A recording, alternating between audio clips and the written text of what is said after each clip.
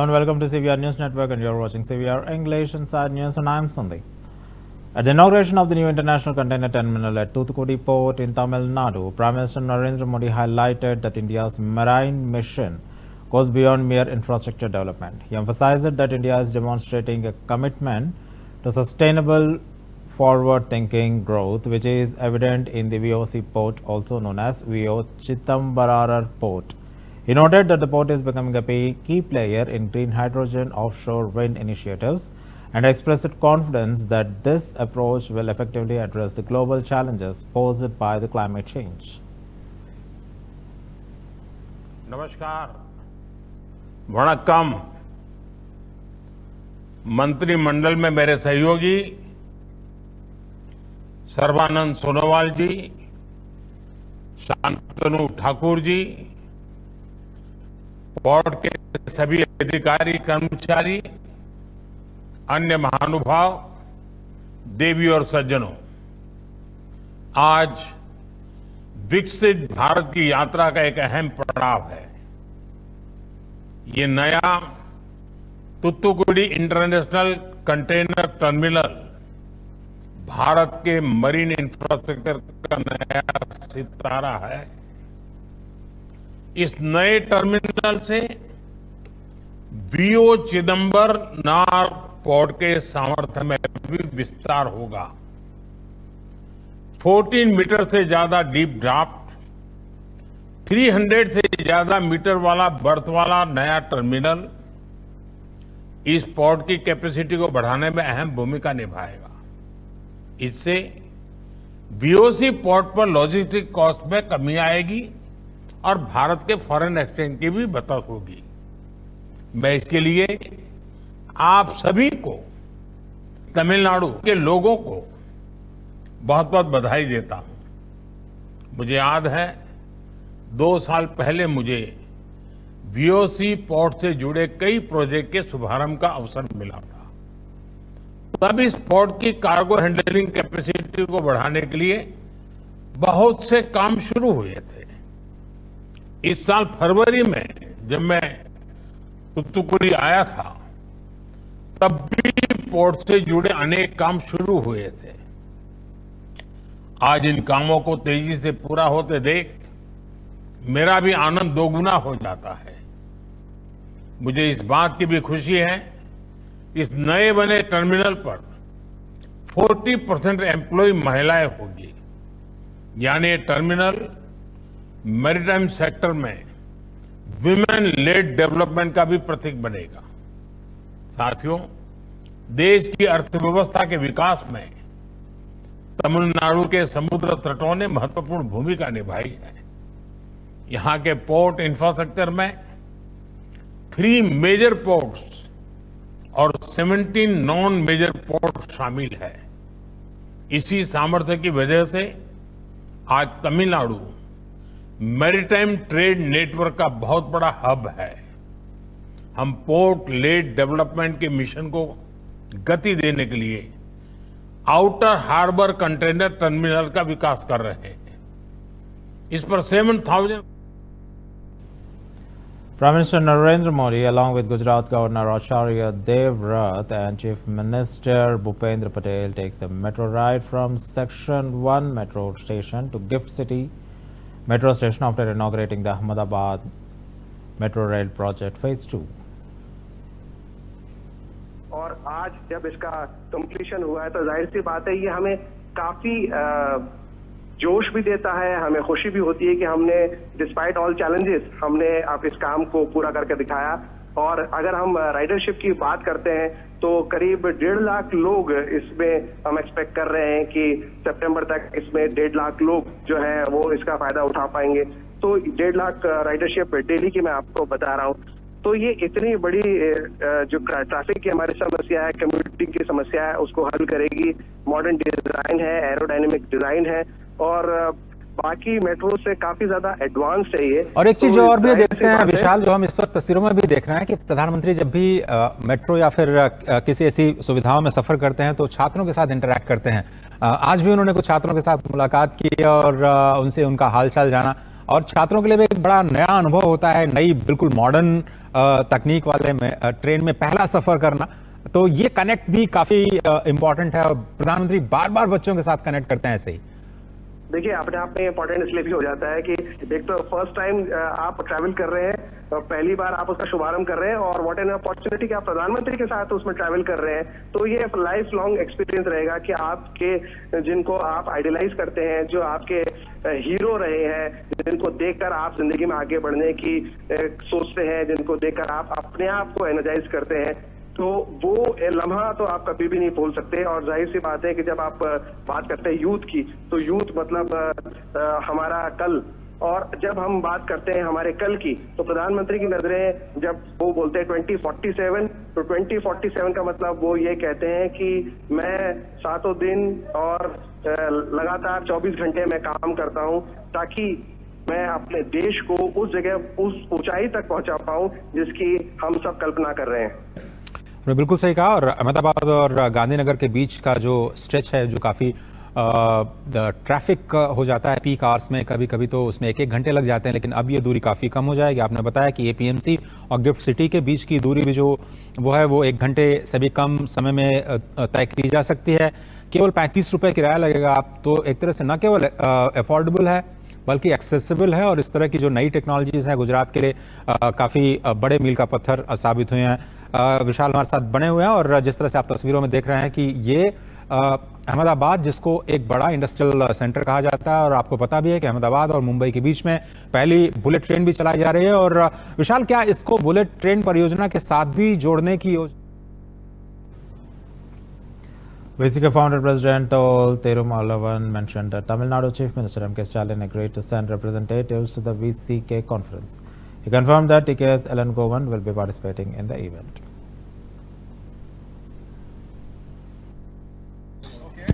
VCK Women's Conference regarding anti-liquor and anti-drugs. He agreed. He said that he will send his representatives, organizing secretary Mr.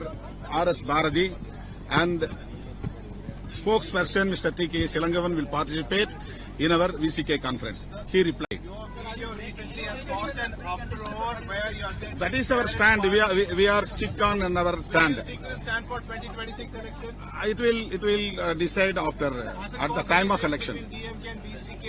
We will decide about this at the time of election, not now. But why was that video uploaded and deleted 3 times? No, this is because of administration issue and technical error. The text was not incorrect, so they deleted then posted. Nothing else. If anything is there, why we reposted again? We reposted. There is no any threat. There is no any problem. When they are trying to politicize this issue, sir, when you are challenged. So anti-DMK forces, some Sangh Parivar forces are making this big one. When do you think BCK will get share in the power in Tamil Nadu? When time will come, we'll decide. Is it closer sooner? We are stick on in our stand. It is not the new one. We are talking about this from 1999.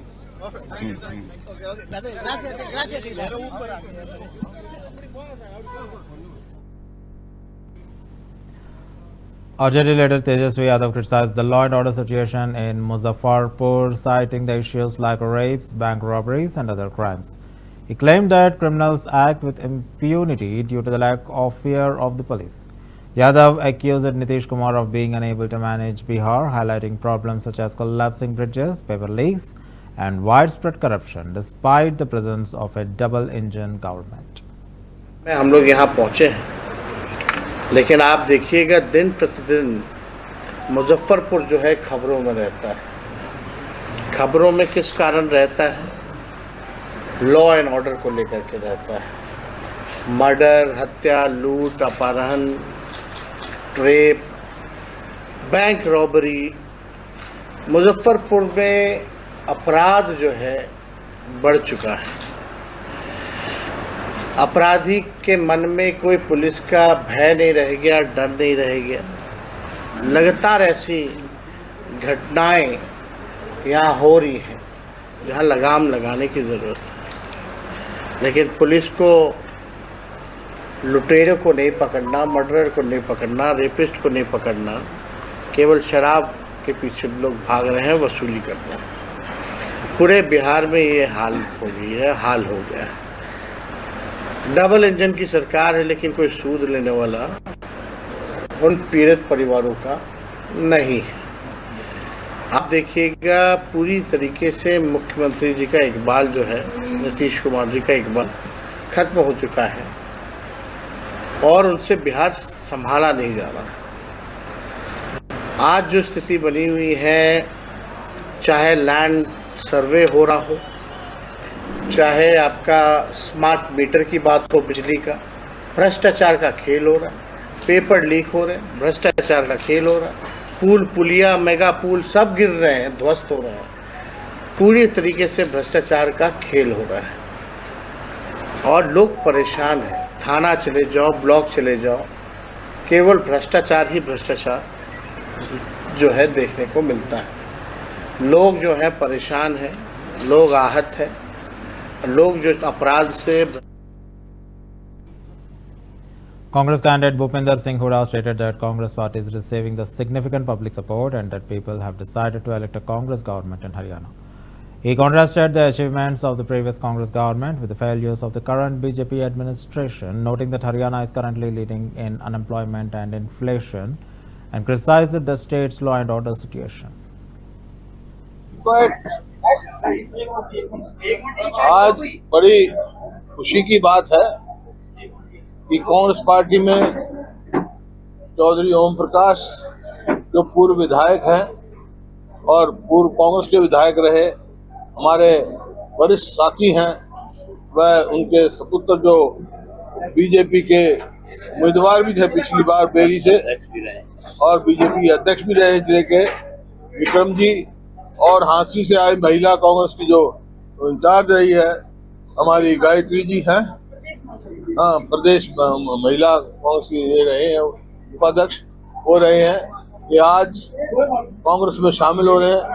मैं इनका स्वागत करता हूं और इनके साथ बहुत सारे साथी हैं, विक्रम जी और ओम प्रकाश जी के साथ बहुत सारे ब्लॉक के चेयरमैन, सरपंच, ब्लॉक समिति मेंबर वगैरह बहुत सारे साथी, हजारों साथी के साथ हैं। इसी प्रकार से गायत्री जी के साथ भी महिला की पूरी दलबल के साथ ये आए हैं। महिला को इनकी जो बीजेपी की महिला जो विंग थी उसके दलबल से आए, मैं इनका स्वागत करता हूं और इनको विश्वास दिलाता हूं कांग्रेस पार्टी इनको उचित मान और सम्मान स्थान देगी और पूरा मान सम्मान। इन्होंने कहा है हम सब मिलजुल कर छत्तीसगढ़ी एक होकर हरियाणा में कांग्रेस की सरकार बनाएंगे, तो मैं इनका फिर से स्वागत करता हूँ। डॉक्टर साहब करोगे?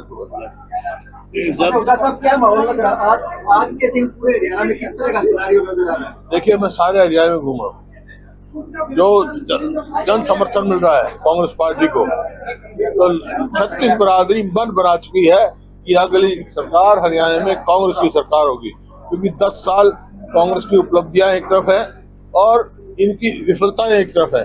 10 साल में प्रदेश को पीछे धकेलने का काम किया। जो BJP election in charge for Jammu and Kashmir Assembly elections, Ram Madhav, stated that certain groups have promised radicalism and fundamentalism in the region, and by coming together they aim to spread these ideas. He cautioned the people of Kashmir to be wary of such forces. Madhav added that while there was a time when BJP was not accepted in Jammu and Kashmir, the situation has changed, and he expressed confidence that BJP candidates will achieve victory in the upcoming elections.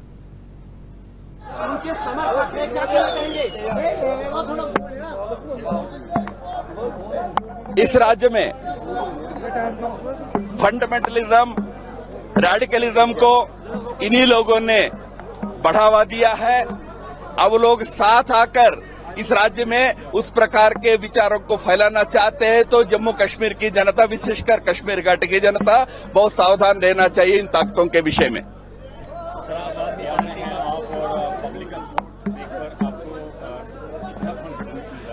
आज सुपैया में जिस प्रकार का बड़ा जलसा जावेद खादरी भाई के समर्थन में, हमारे उम्मीदवार के समर्थन में यहाँ देखा मैंने, यह दृश्य आज कश्मीर में चारों ओर देखने को मिल रहा है।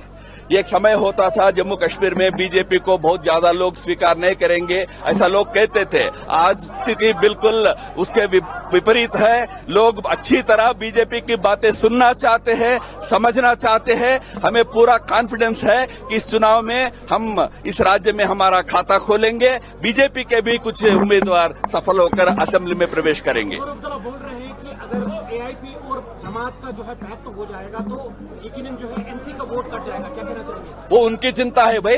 वैसे एनसी का क्या वोट मिलने वाला है नहीं मिलने वाला है, ये तो मुझे तो इस राज्य में परिस्थिति देखकर लगता है कि अब इस राज्य की जनता ये परिवारवादी पार्टी, गुप्तकारी पार्टियों को इस बार स्वीकार नहीं करने वाले हैं।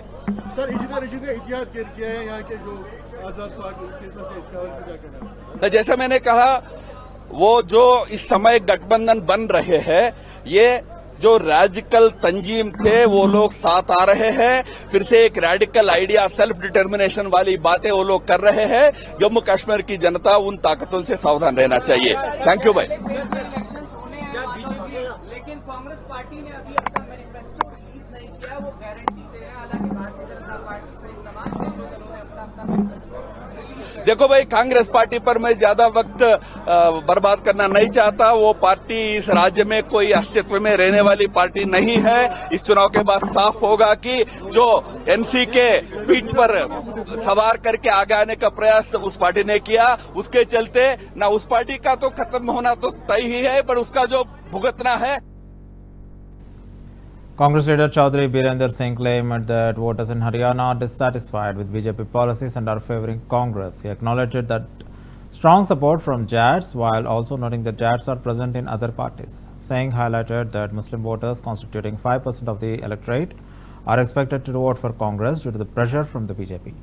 He refuted that the nation of a conflict between the Jats and non-Jats. Jat के विरोध में ये नहीं है हरियाणा में कभी भी। और आप देखना चुनाव के परिणाम, जब मैं पिछले 6-7 दिन से घूम रहा हूं लोगों में,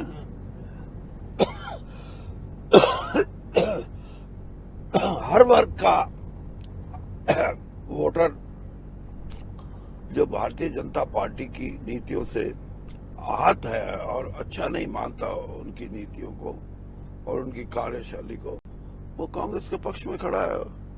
कोई जाति की बात नहीं है कि हम एक, और जिसने जैसे आपने जाट की बात कही कि जाट को हम, ये ठीक है कि जाट बड़ी संख्या में कांग्रेस का पक्षधर है और राजनीतिक तौर पे वो लड़ाई लड़ने में सक्षम रहा हमेशा, लेकिन उसका भी योगदान है। और वो दूसरी पार्टियों में भी, कोई ये कहे कि दूसरी पार्टियों में जाट है नहीं, ऐसा मैं नहीं मानता। और हमारे को भी कांग्रेस के पक्ष में भी, अब आपने खुद ही कहा, मुस्लिम वोटर हरियाणा में 5% के करीब है, टोटल कांग्रेस को वोट करेगा। और वो इसलिए नहीं करेगा कि उसको मजबूर करते हैं ये जो नीतिकार हैं बीजेपी के कि हमें मुस्लिम नहीं चाहिए, मुस्लिम वोट नहीं चाहिए।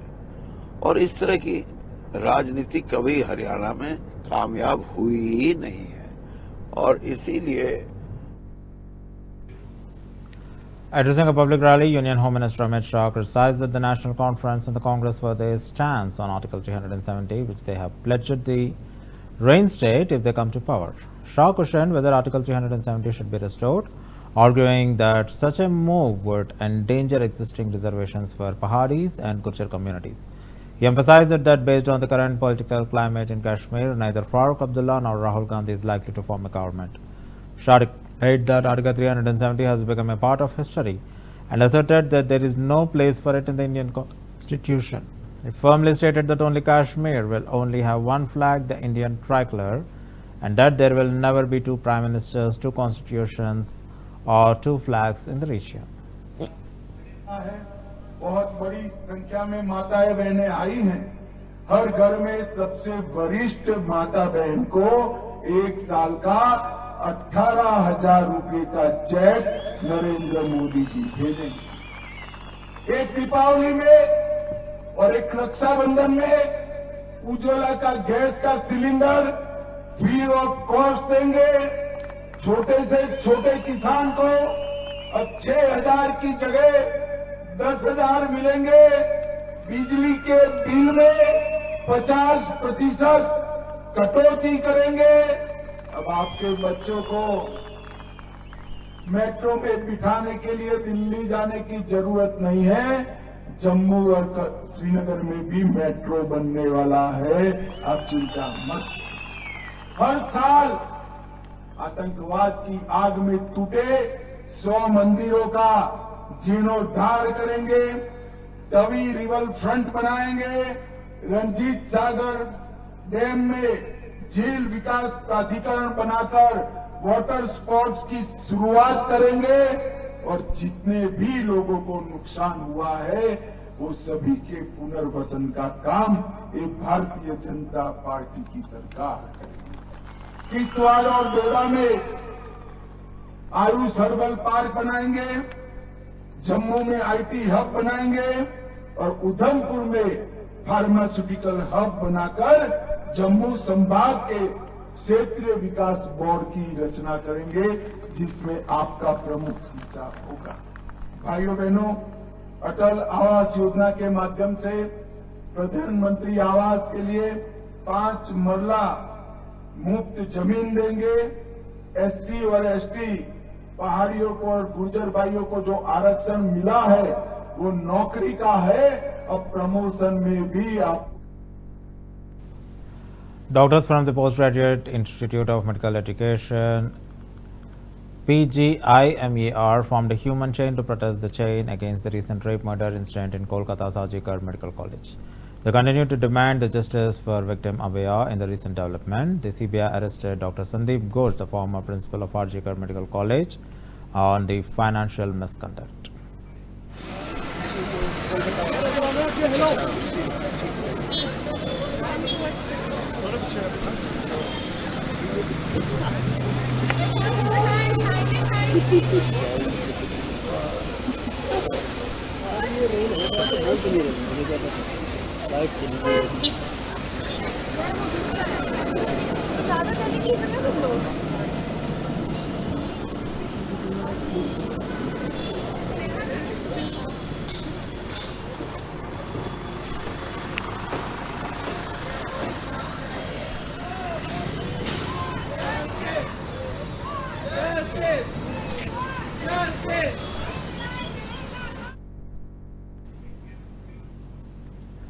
Tight security arrangements have been made in Lucknow, Uttar Pradesh, in the view of the 12th Rabi ul Awwal festival. On this occasion, DCP Central Lucknow Ravi Nath Tyagi said the procession will start from Aminabad in Jhandewala Park Station area today. It will end in the western zone. All security arrangements have been made for this. Local police, PSC, RPF personnel are deployed. Monitoring is being done through CCTV and drones. We will conduct it in a secure environment, he said.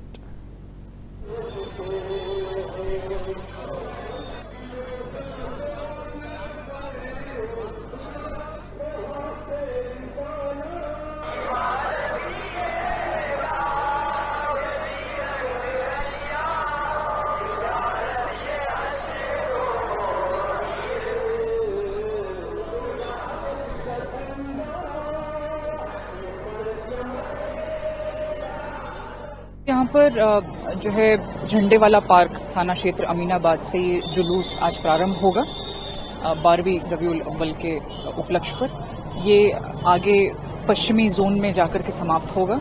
इसमें तमाम सुरक्षा व्यवस्था के इंतजाम किए गए हैं। इसमें माउंटेड पुलिस के साथ स्थानीय पुलिस, पीएसी, आरआरएफ, इसके अतिरिक्त हम लोग सीसीटीवी कैमरास और ड्रोन्स के माध्यम से लगातार निगरानी करते हुए इसको पूरी सुरक्षा के माहौल में जो है संपन्न कराएंगे।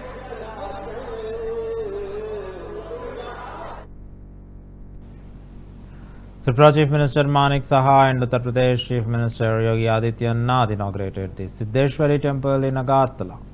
Both leaders participated in the inauguration ceremony and offered prayers at the temple.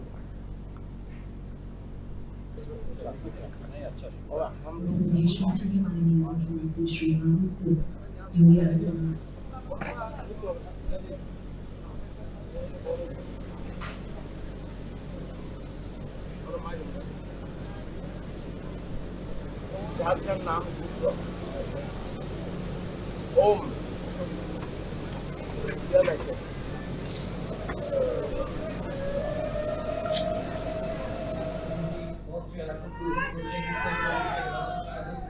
আসন গ্রহণ করবার জন্য বিনম্রভাবে অনুরোধ রাখছি। সেই সঙ্গে আজকে স্বাগত জানাই আমরা বৈদিক ভাবে যেভাবে আমরা আমাদের এবং চলুন সবাই আমরা করতালির মধ্য দিয়ে আমরা আজকের অনুষ্ঠানের প্রধান অতিথিকে আমাদের